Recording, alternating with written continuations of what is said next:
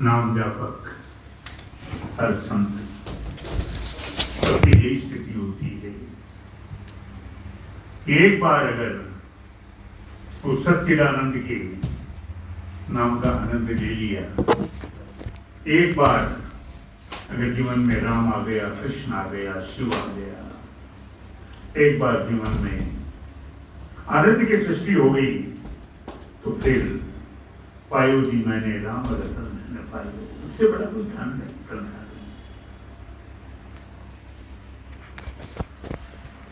सारे धन उनको संभालने की चिंता होती है। कभी बैंक में रखते हैं, बैंक भी डूब सकती है। घर पे रखो तो चोर ले जा सकता है। हर धन को संभालना पड़ता है, जो भौतिक धन है, सोने चांदी को, सबको। पर ये ऐसा धन है कि जितना खर्च करें, जितना इसको खर्च करें, उतना बढ़ता चला जाता है और चोर इसे लूट नहीं सकता। उसके पास ऐसे साधन है ही नहीं, ऐसी कला है ही नहीं कि इसको लूट सके। हाँ, कुछ समय के लिए अगर हमारा मन अशांत हो, अगर हमारे मन में कोई भ्रम की स्थिति पैदा हो, संशय हो, उस समय के लिए भूला जा सकता है, पर ये धन घटता नहीं। फिर से शुरू किया जाए, वहीं से शुरू हो जाता है, कोई कमी नहीं होती है। ये राम नाम का सार है, राम नाम की बड़ाई है, राम नाम की बड़ाई। सावन का महीना है और राम नाम के सबसे बड़े रसिक और परम भक्त तो मेरे भोले बाबा है। राम नाम के रसिक होने के कारण भोले बाबा का नामकरण जो हुआ है, भोले बाबा बड़े भोले हैं। गाली दो तो भी चलता है, पूजा करो तो भी चलता है, तिरस्कार करो तो भी चलता है। बड़े भोले हैं, किसी चीज की परवाह नहीं करते, किसी चीज का बुरा नहीं मानते। क्यों? कि राम नाम हृदय में वास करता है, और हृदय में जिनके राम नाम वास करता है तो सच्चित आनंद की स्थिति बन जाती है। राम नाम में भोले बाबा कहते हैं, संशय नहीं होना चाहिए। आप जो भी नाम जपते हैं, जो भी साधना करते हैं, वो राम की साधना हो, शिव की साधना हो, कृष्ण की साधना हो, शक्ति की साधना हो, कोई भी साधना करो, संशय नहीं होना चाहिए। मन में ये होना चाहिए कि ये परम साधना है। सारे तत्व तो एक हैं, अलग तो कुछ है ही नहीं। अलग अलग रूपों में अलग अलग व्यक्तियों की पसंद के अनुसार ढल जाता है।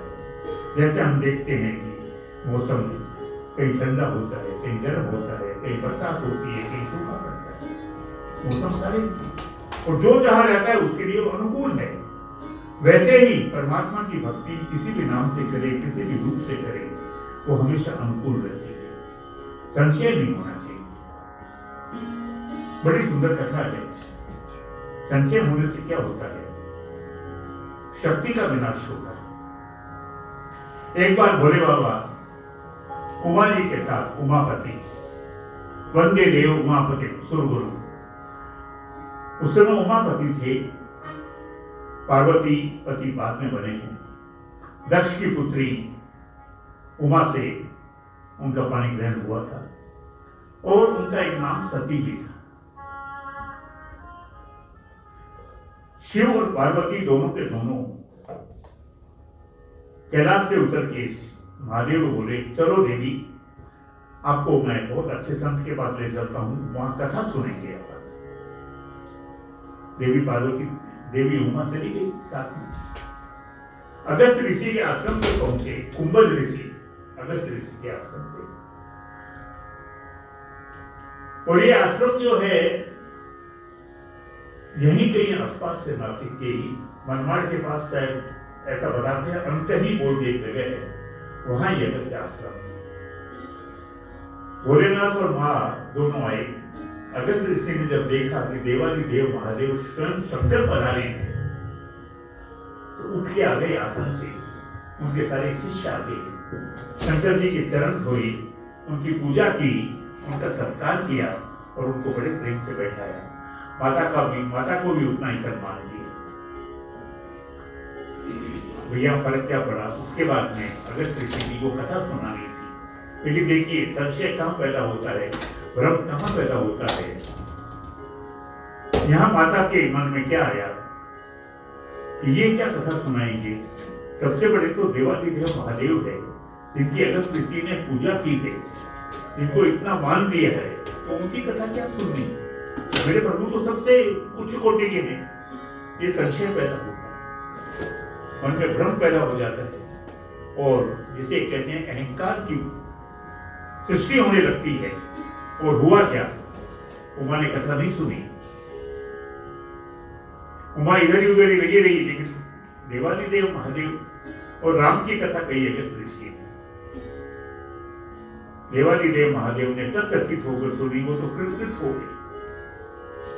तो जब वहां पहुंचे थे तो अगस्त ऋषि ने शंभू कह के उनको बुलाया था। शंभू का मतलब तो शांति देने वाले हैं, नाम में रमन करने वाले हैं। और माँ को उमा कह के बुलाया था।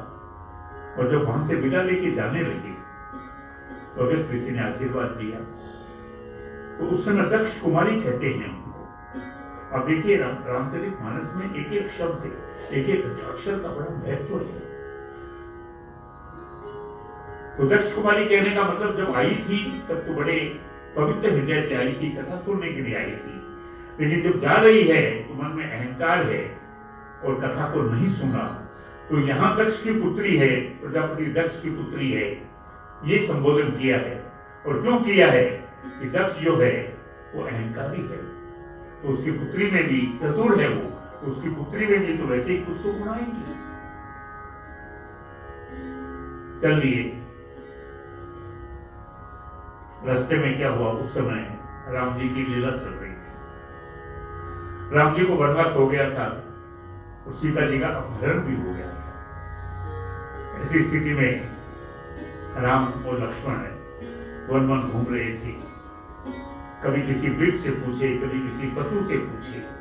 यानी विरह की जो स्थिति होती है, वियोग की जो स्थिति होती है, नरलीला जो है, भोलेनाथ मन ही मन बड़े प्रसन्न हुए कि मेरे प्रभु लीला कर रहे हैं। लेकिन दर्शन करके दूर से ही प्रणाम किया और सच्चिदानंद कह के उनका संबोधन किया। माता ने सोचा सच्चिदानंद तो स्वयं हरि हैं, परिपूर्ण हरि, पूर्ण पंडित गुरु प्रधान। तो ये वन वन घूम रहे हैं, इनकी पत्नी का हरण हो गया है, ये कैसे हरि हो सकते हैं, कैसे सच्चिदानंद हो सकते हैं, ये कैसे परम परमात्मा हो सकते हैं। भ्रम संशय चलते रहे। शिव ने समझाया, प्रश्न किया उनसे कि ये हरि कैसे हैं। शिव ने समझाया, नहीं समझी, क्योंकि जब संशय का पर्दा, भ्रम का पर्दा आंखों पे आ जाता है तो व्यक्ति समझता नहीं है, और माता भी नहीं समझी। शिव ने कहा ठीक है। शिव समझ गए कि काल विपरीत है, समय की प्रधानता है। सती को भ्रम हो गया है और ये भ्रम विनाश का कारण बनेगा। लेकिन जो विधि का विधान है कुछ कर नहीं सकते। शिव ने कहा जाओ परीक्षा दे दो। सती गई। राम लक्ष्मण के सामने उसने सीता जी का रूप बनाया और बड़े अभिमान से चली कि अब देखिए ये क्या कहते। राम जी ने जो ही देखा माता को, वो तो परब्रह्म परमात्मा है। उन्होंने कहा माते आप अकेली वन में कहां भटक रहे हैं, देवाधिदेव महादेव कहां है। रूप तो सीता है, अब तो पार्वती। अंदर से कांपने लगी उमा, ये क्या हो गया, मैंने तो सीता का रूप बनाया था, ये तो पहचान गए मुझे। वहां से डर के वापस भागने लगी। अब जो जो जा रही है उमा क्या देखती है, इधर भी सीताराम है, उधर भी सीताराम, सिया जी के साथ में उधर लक्ष्मी नारायण चारों तरफ दिखाई दे रहे हैं, सीताराम सीताराम सीताराम। घबरा गई, बहुत डर गई, आके बैठ गई शिव के पास।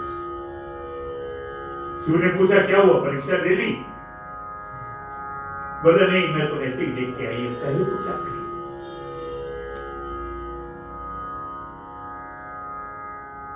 शिव समझ गए, उन्होंने ध्यान लगाया, ध्यान लगा के सारा सब कुछ देख लिया, चले कैलाश पे पहुंचे।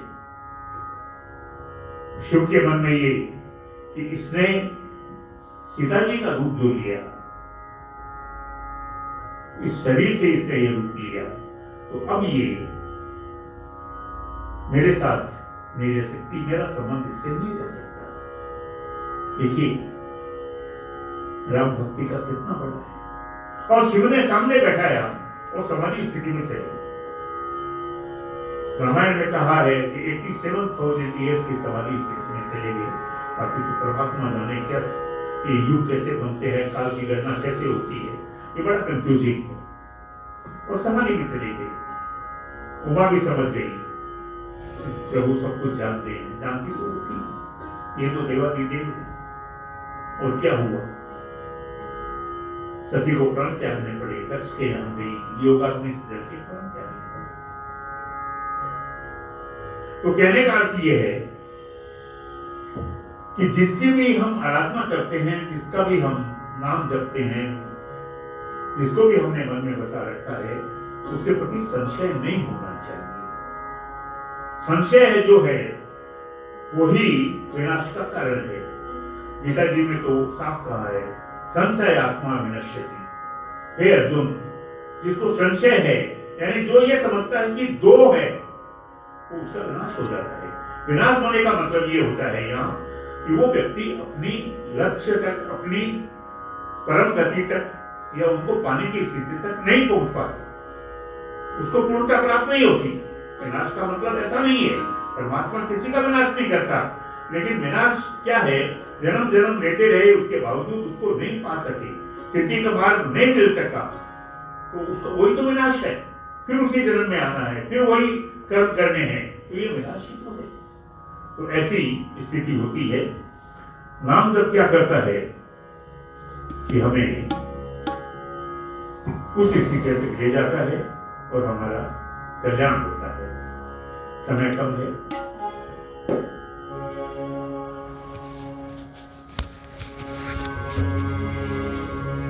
तेरे सारे दुख दारू,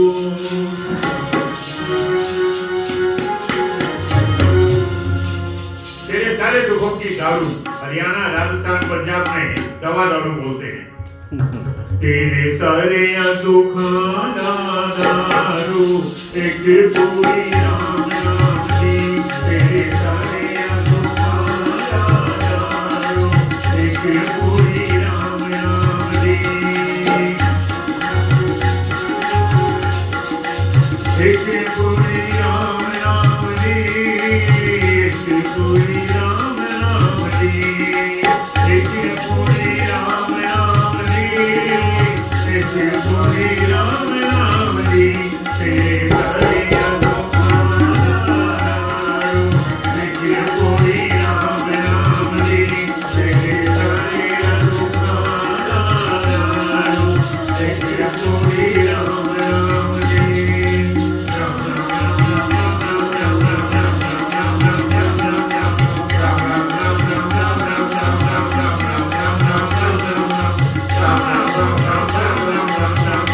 Ram